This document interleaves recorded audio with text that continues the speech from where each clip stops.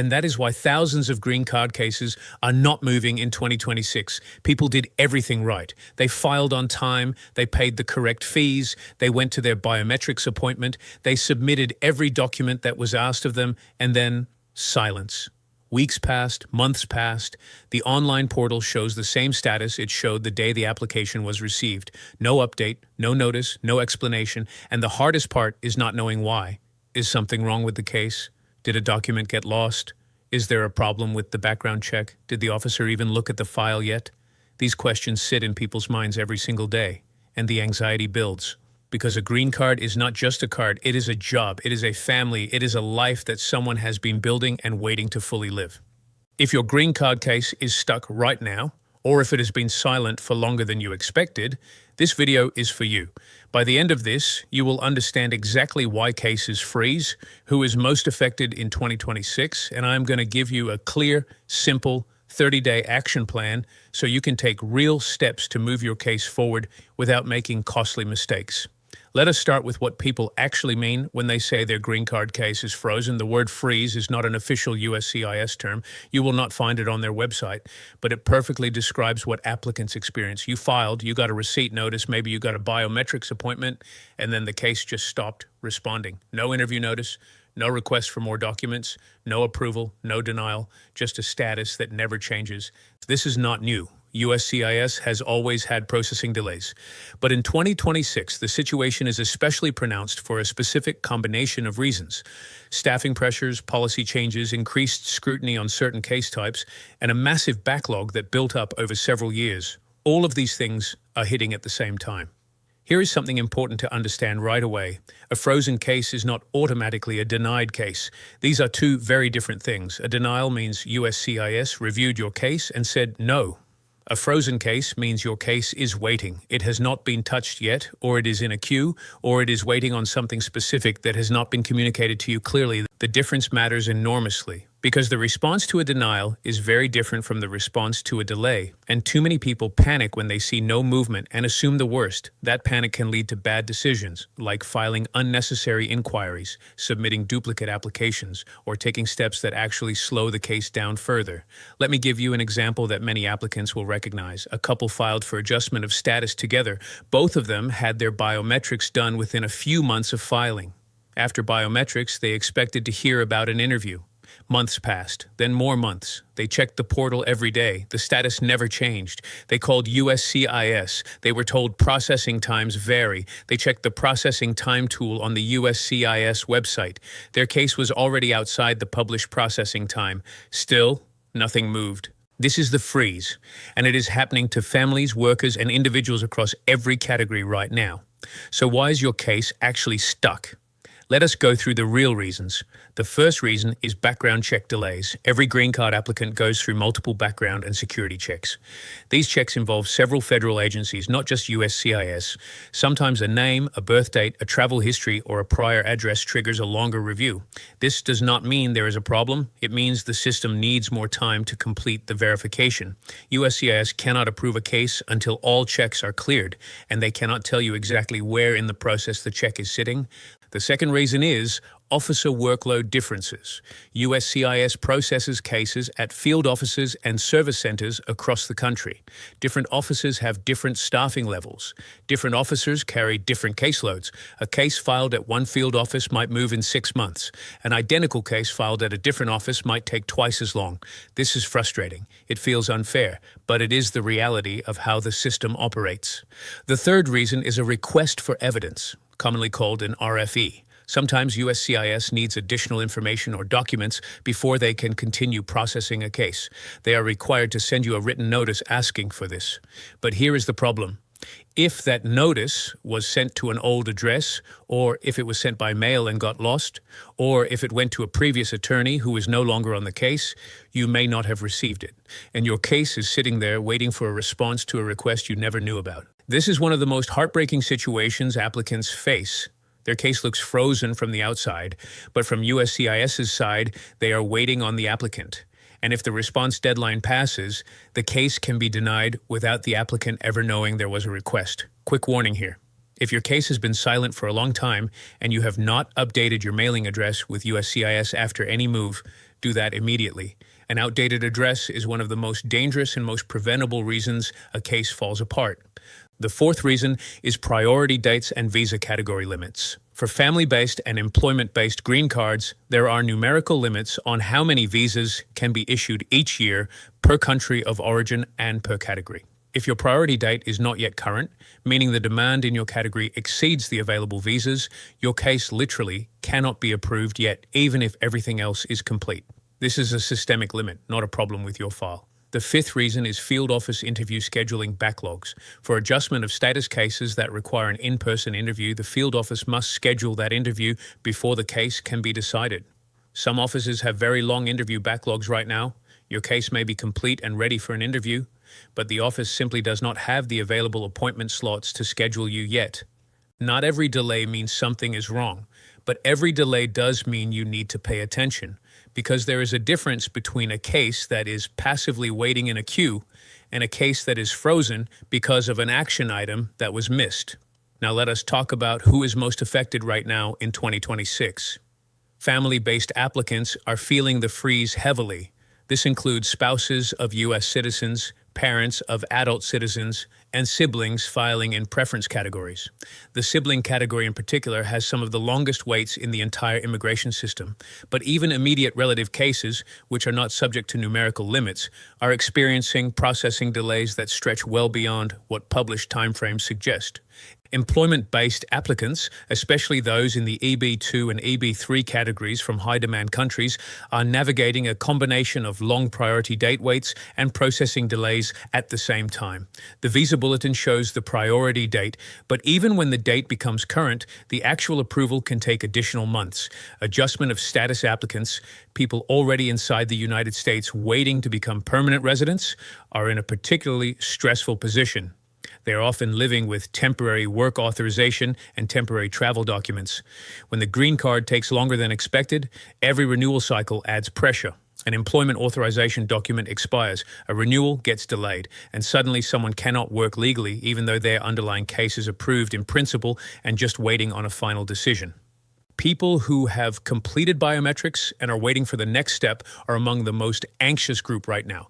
Biometrics feels like progress. It feels like the case is moving, and then nothing happens for months.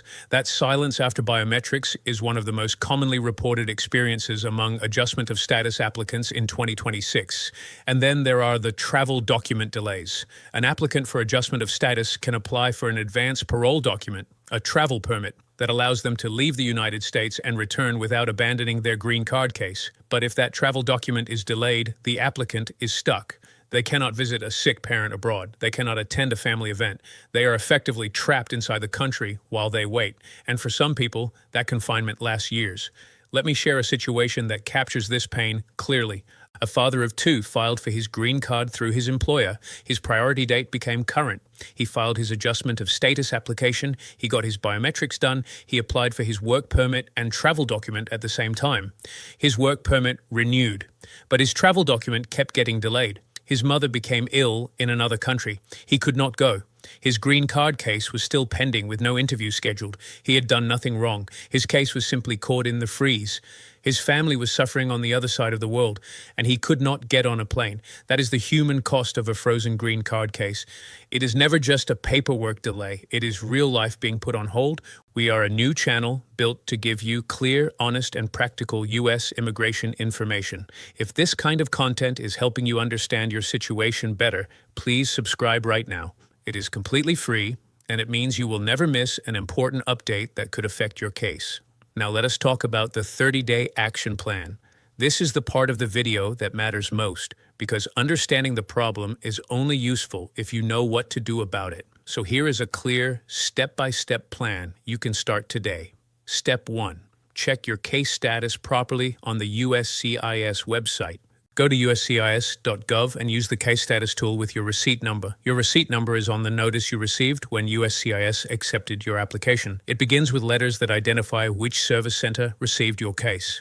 Check this directly on the USCIS website, not through third-party apps or unofficial trackers. Write down exactly what the status says and the date it was last updated. Step 2. Compare your wait time against USCIS published processing times. On the USCIS website, there is a processing times tool. You can enter your form type and the field office or service center handling your case. The tool will show you the current estimated processing time range. If your case has been pending longer than the upper end of that range, you are officially outside normal processing time. That is the threshold that matters for the next steps. Step 3. Verify that USCIS has your correct current mailing address. If you have moved at any point since filing, you need to confirm your address is updated in the USCIS system. You can update your address online through your USCIS account or by filing a change of address using the AR11 form. This step is not optional. A missed RFE or missed interview notice sent to an old address can cause a case to be denied without any warning reaching you. Step 4. Check that your attorney or representative information is current. If you are working with an attorney or accredited representative and that relationship has changed, make sure USCIS knows. Notices go to the address of record. If your former attorney is still listed and you are no longer with them, important notices may be going to the wrong place. Step 5. Submit a service request if your case is outside normal processing time. Once your case is past the published processing time range, you are eligible to submit a service request asking USCIS to review why your case has not been decided. You can do this through your online USCIS account or through the USCIS contact center. A service request is an official inquiry, it creates a record, and it requires USCIS to respond within a defined time frame. Step 6. Contact the USCIS contact center with preparation. If you call or message USCIS, be ready. Have your receipt number ready. Have your filing date ready, have the processing time range ready to cite, know what status the portal is showing. The more specific and prepared you are, the more useful the interaction will be. Calling without preparation usually results in a generic answer that does not help. Step 7. For field office cases, consider requesting a congressional inquiry through your U.S. representative. Your U.S. senator or representative has a constituent services office that can make a congressional inquiry to USCIS on your behalf. This is a legitimate and often effective tool for cases stuck far outside normal processing times. Congressional inquiries get a response from USCIS. They do not guarantee approval, but they create movement and documentation. Contact your representative's office, explain the situation, and ask if they can submit a congressional inquiry for your case. Step 8. Gather and organize all your documents now before anything is requested. While you wait, use the time productively. Organize all your original filing documents. Gather updated financial records, employment records, and any other supporting documents. If you receive an RFE or an interview notice, you want to be able to respond quickly and completely. Cases where applicants respond to RFEs quickly and thoroughly tend to move faster afterward. Step 9. Do not file duplicate applications. This is a critical warning. When a case is stuck and people are desperate, the temptation is to file the same application again, hoping to get a fresh start. Do not do this. Filing a duplicate application does not speed up the original case. It creates confusion in the system. It costs money, and it can actually complicate or slow down your pending case. If your original case is properly filed and pending, it is in the queue. Your job is to track it and follow up properly, not to restart from the beginning. Step 10. Track everything in writing and build a timeline. Every time you contact USCIS, write down the date, the method of contact, who you spoke to if applicable, and what was said. Every time the portal status changes, record it. Every document you submit or receive, keep a copy. This written record is your protection. If your case ever needs to be escalated to an attorney, to a congressional office, or to a federal court, that timeline of events is invaluable. If this action plan is helping you feel more in control of your situation, we have one simple request. Please subscribe to this channel. We are new and we are here specifically to help green card applicants, families, workers, and students navigate the U.S. immigration system with clear and honest information. Your support helps us reach more people who need this guidance. Now here is the final message before you close this video. Do not panic. A stuck case is not a lost case. Most delays in the USCIS system right now are processing delays, not denials waiting to happen. The system is overwhelmed. Officers are overworked. Backlogs are real.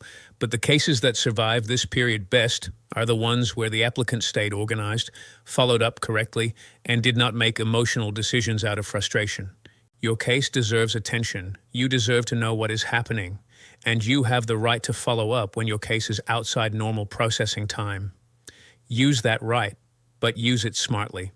One well-prepared service request is more effective than 10 panicked phone calls. If you know someone who is waiting for a green card right now, a family member, a coworker, a friend, please send them this video.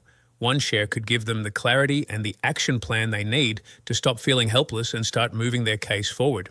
And before you go, leave a comment and tell us, how long has your case been stuck? Whether it is 6 months, 1 year, 2 years, or longer. Let us know your situation. We read every comment. Your experience might become the next video that helps thousands of people who are going through exactly what you are going through right now.